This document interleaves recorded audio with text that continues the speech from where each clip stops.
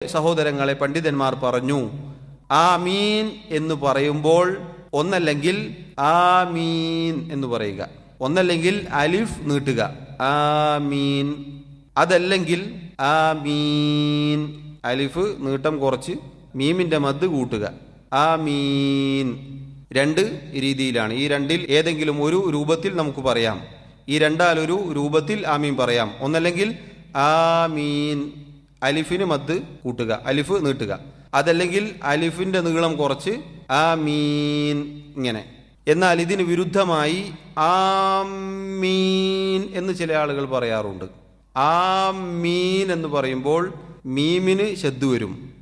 ആമീൻ എന്ന വാക്ക് അർത്ഥം മാറി. അള്ളാഹു ഖുർആനിൽ പറഞ്ഞില്ല, വല ആമീനൽ ബൈത.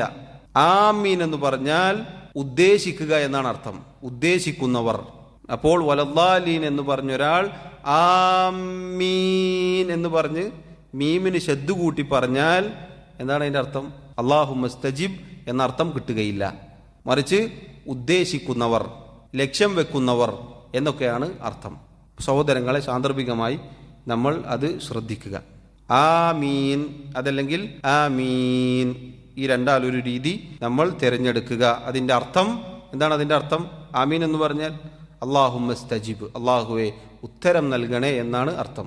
അതല്ലെങ്കിൽ റബ്ബിസ്തജിബ്, അല്ലാഹുവേ റബ്ബേ നീ ഉത്തരം നൽകണേ എന്നാണ്. അതല്ലാത്ത പ്രയോഗങ്ങൾ നമ്മൾ ശ്രദ്ധിക്കുക. കാരണം നമ്മുടെ വാക്കുകൾ ഇതുപോലെയുള്ള പ്രധാനപ്പെട്ട സന്ദർഭങ്ങളിൽ വാക്കുകൾ മാറിപ്പോയാൽ അർത്ഥം മാറും എന്നത് പ്രത്യേകം ശ്രദ്ധിക്കുക.